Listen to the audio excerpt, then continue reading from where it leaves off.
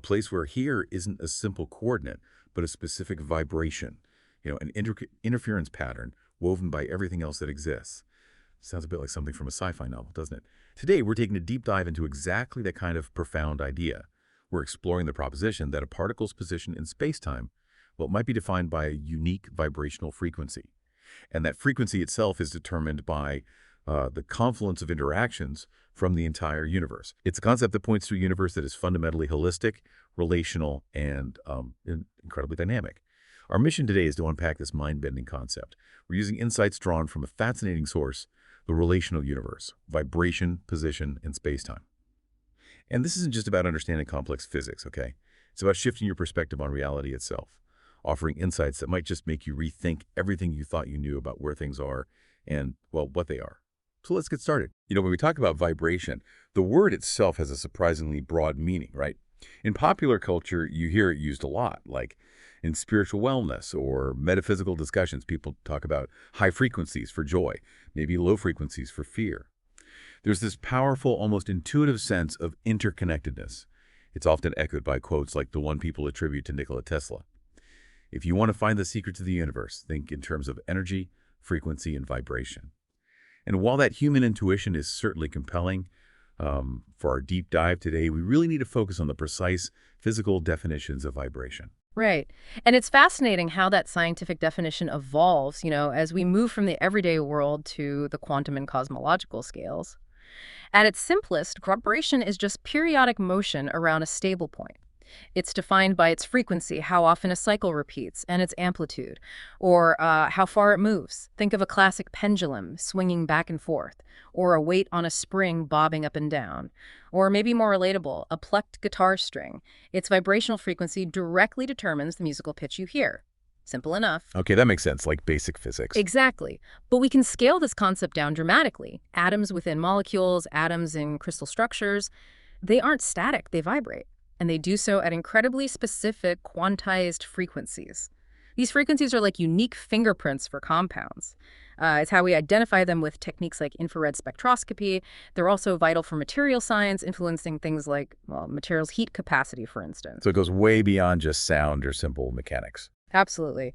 Then you have electromagnetic waves, everything from radio waves, visible light, all the way up to gamma rays. Yeah. These are essentially propagating oscillations of electric and magnetic fields.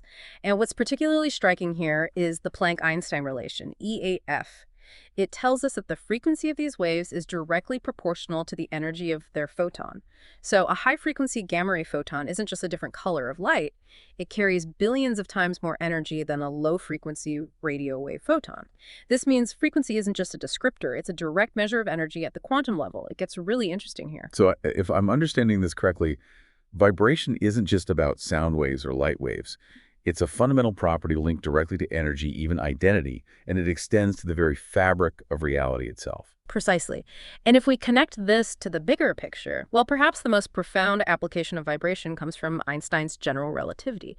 It tells us space-time isn't just a static stage. It's a dynamic, four-dimensional entity. It can bend, stretch, and ripple.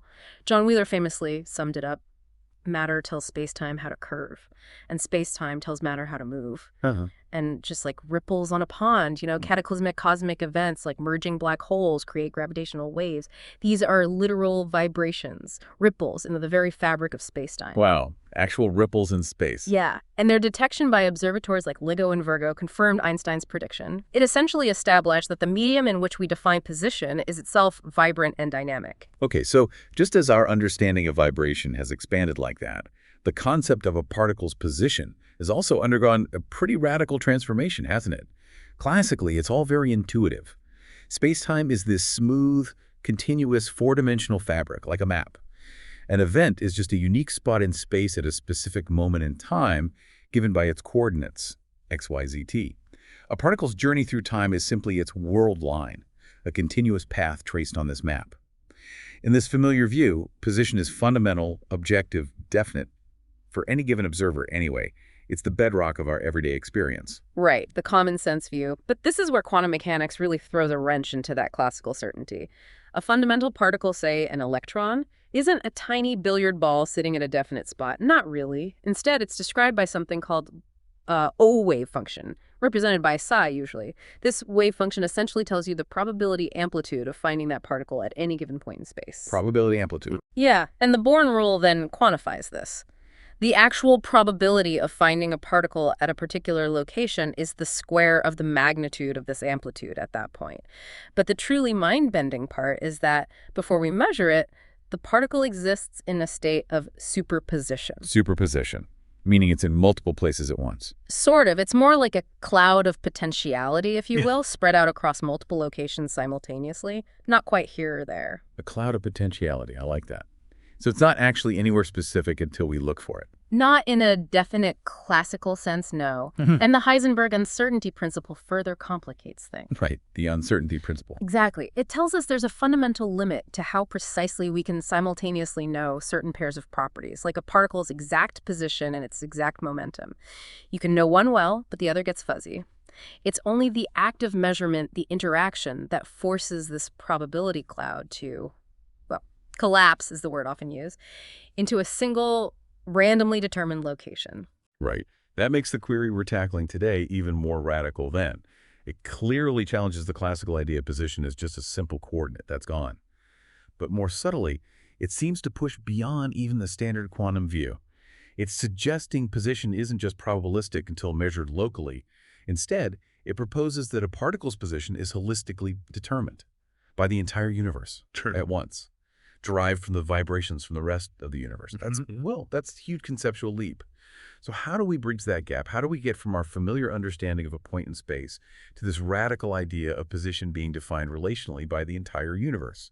We probably need to explore some theoretical frameworks that really embody these principles: relationality, holism, emergence. Where do we start? Maybe string theory. That's a big one. Yes, string theory is definitely a monumental attempt to unify physics, and it touches on some of these ideas.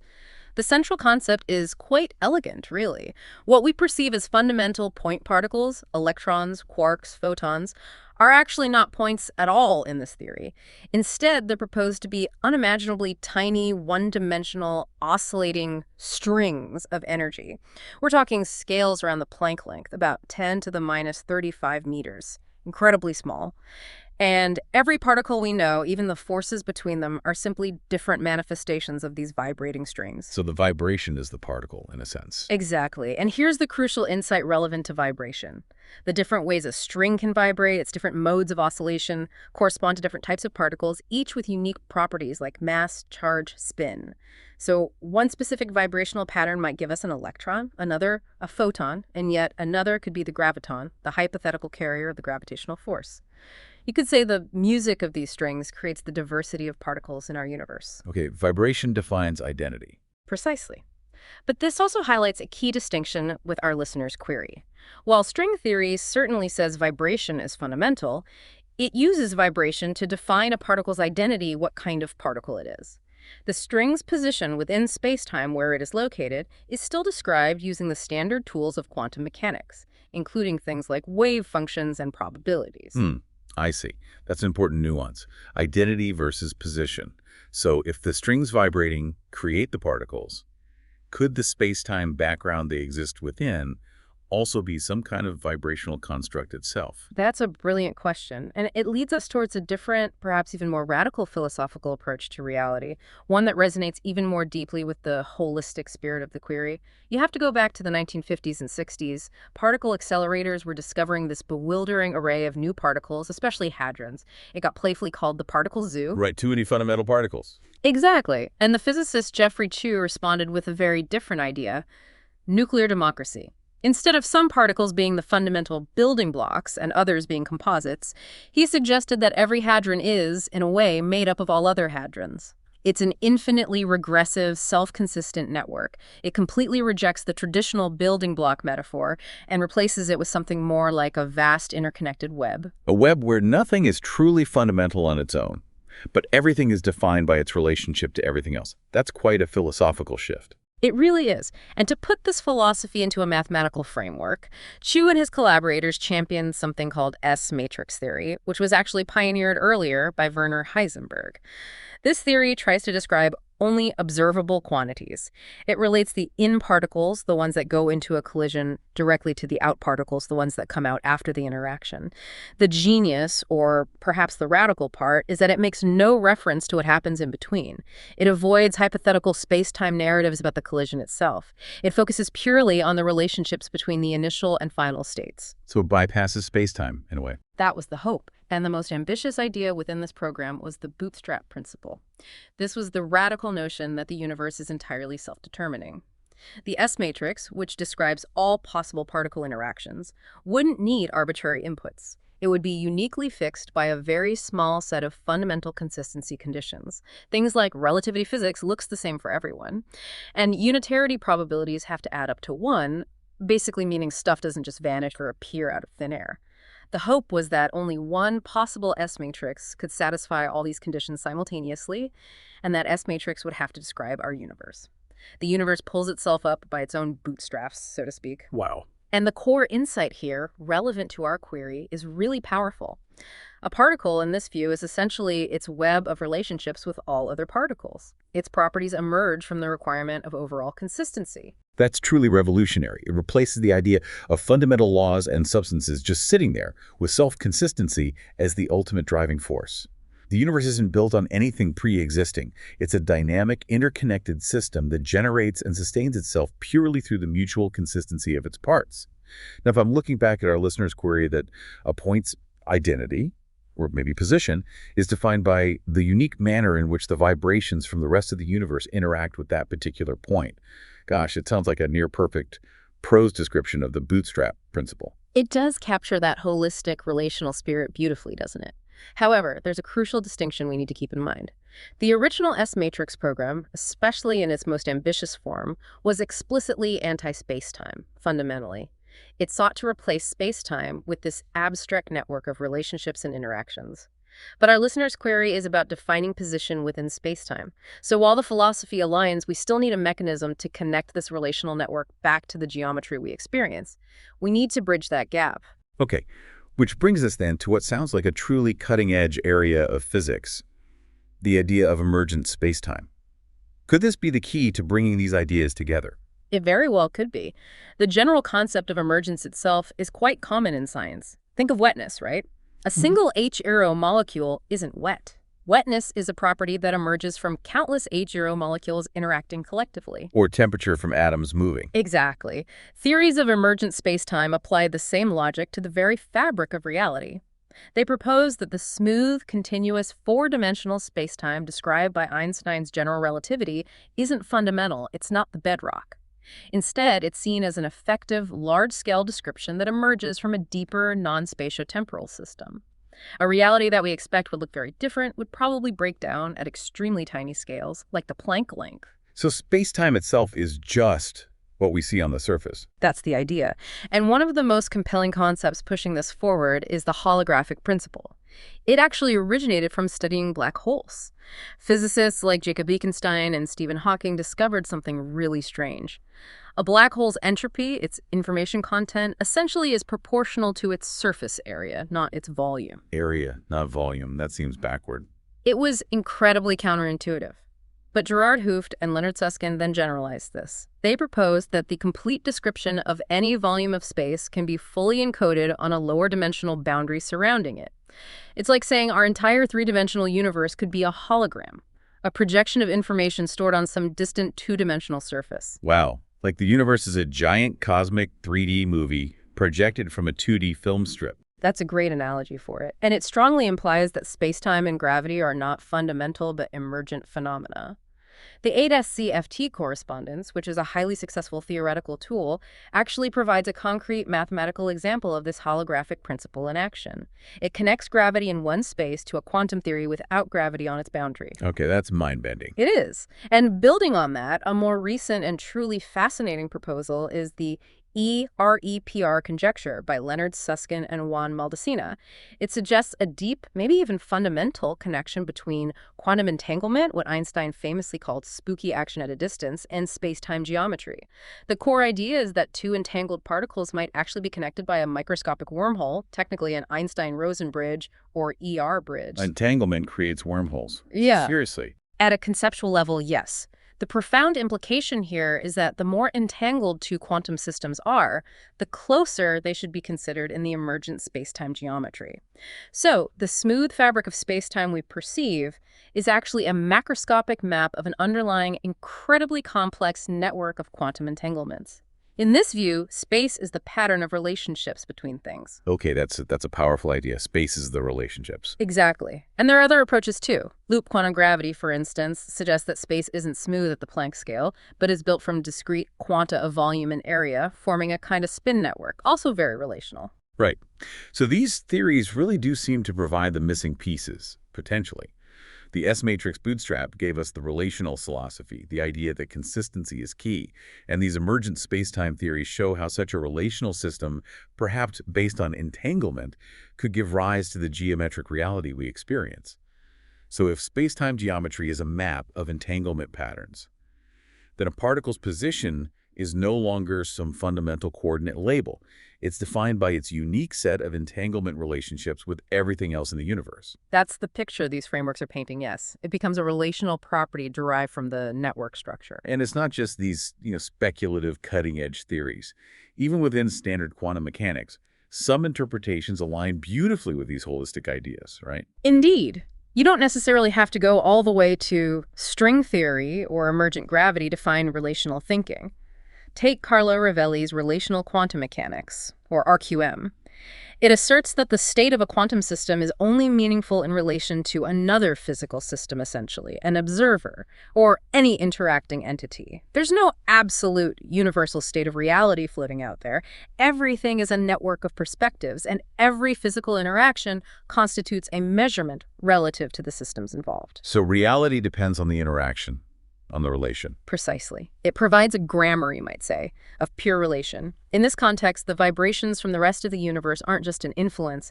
They constitute the complete network of all possible physical relations that define any given system within that network. Okay. And what about Bohm's theory? That always seemed quite different. David Bohm's interpretation is also radically holistic, though quite different from RQM.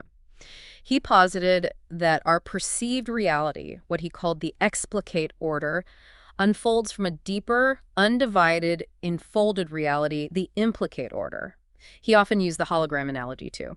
The whole is in some sense enfolded or contained within every part. What we see as a localized particle is really just a persistent ripple or pattern unfolding from this underlying whole, what he termed the holo movement. So the particle isn't really separate? In Bohm's view, no. While it's quite complex mathematically, his 1952 pilot wave theory is actually deterministic. A particle always has a definite position, but its movement, its trajectory, is guided by a non-local quantum potential. And this quantum potential is determined by the wave function of the entire system, potentially the entire universe.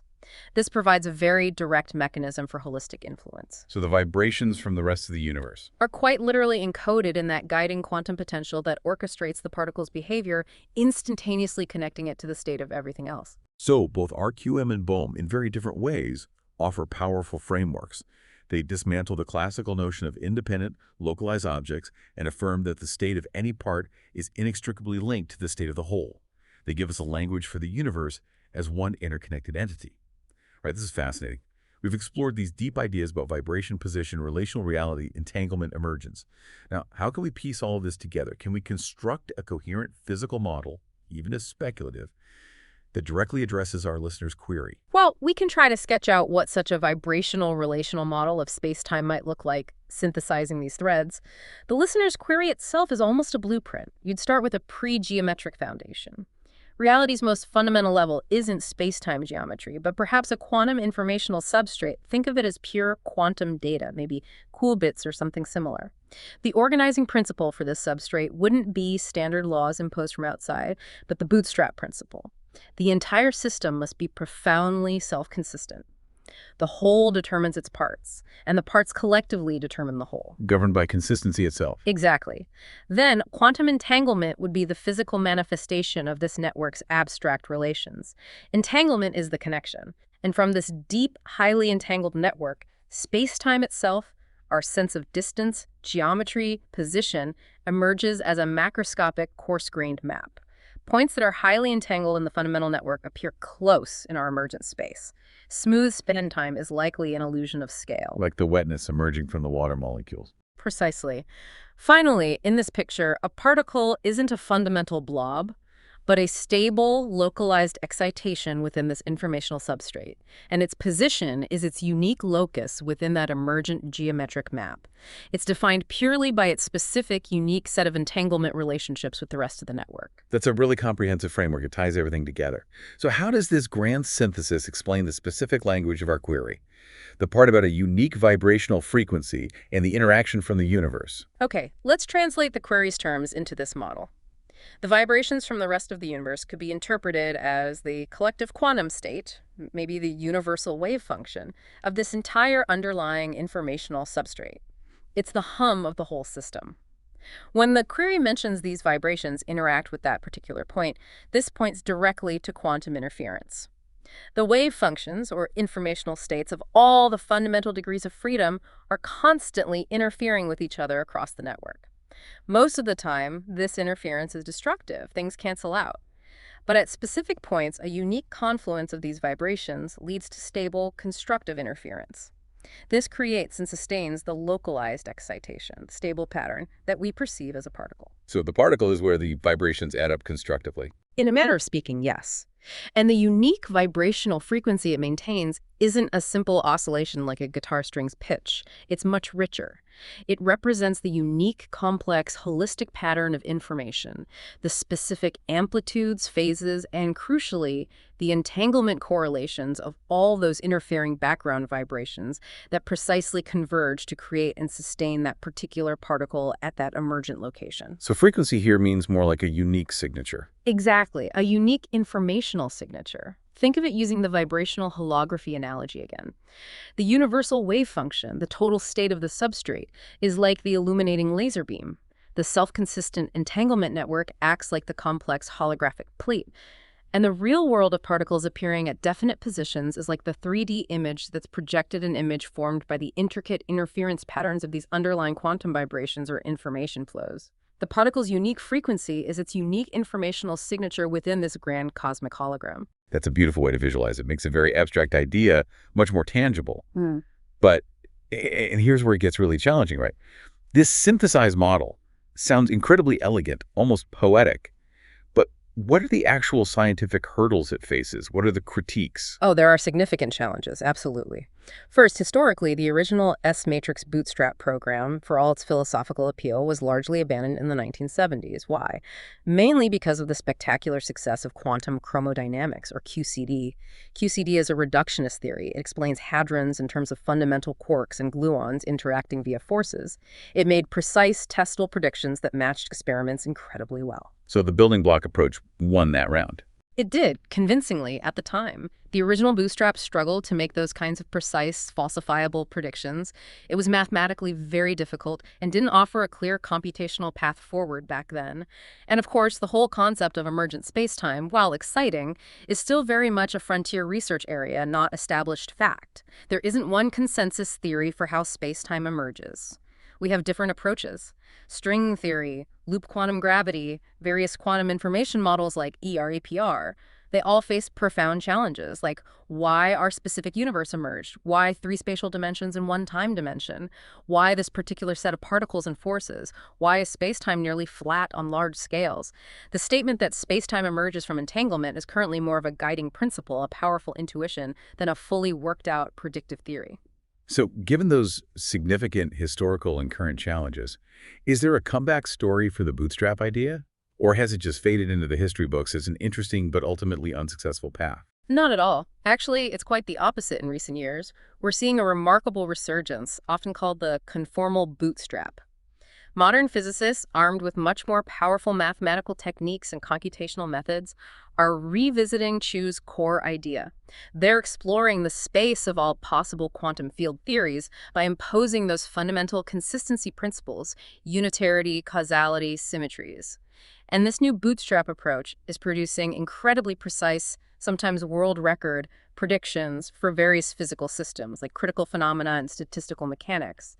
And remarkably, it's shedding new light on quantum gravity, particularly through its deep connections to the ADA-CFT correspondence we mentioned earlier. So computation is making it practical now. In many ways, yes. It's become a powerful tool. It's turning out to be a stunning, computationally driven vindication of Chu's original philosophical vision. Perhaps the universe really is the way it is, because constrained by the demands of self-consistency, it's essentially the only way it can be. The constraints are incredibly powerful. What an incredible journey we've taken today. Seriously. We've started with familiar ideas like vibration and position, and ended up reimagining them completely, moving from simple intuitive notions right to the most cutting-edge frontiers of theoretical physics. Yeah, it covers a lot of ground. And if we try to connect this all back to the bigger picture, that initial query from our listener, while maybe not a description of a currently confirmed physical theory in the mainstream, it's something perhaps even more valuable. It acts like a philosophical compass. It points directly toward the deepest, most challenging, and most exciting questions at the very heart of fundamental physics today. You know, the age-old conflict between reductionism, breaking things down into their smallest fundamental pieces, and holism, understanding the whole as primary or at least fundamentally interconnected, that debate is far from over. While QCD was a major victory for reductionism back in the 70s, the unresolved mystery of quantum gravity, combined with the profound implications of quantum entanglement and the holographic principle, well, they've significantly swung the pendulum back toward holistic and relational thinking in recent decades. The central question really remains, are space-time and particles the fundamental, bedrock properties of reality? Or are they, in fact, emergent properties arising from a deeper, non-local, perhaps informational network? And the evidence, or at least the direction of research, coming from these frontiers of physics seems to suggest the latter might be closer to the truth, that emergence and relation are key. Which leaves us with a final thought to mull over. Is the universe fundamentally a collection of distinct things? Or is it perhaps more like a single vast, self-consistent thought? We encourage you to consider what this interconnected view might mean for your own understanding of reality.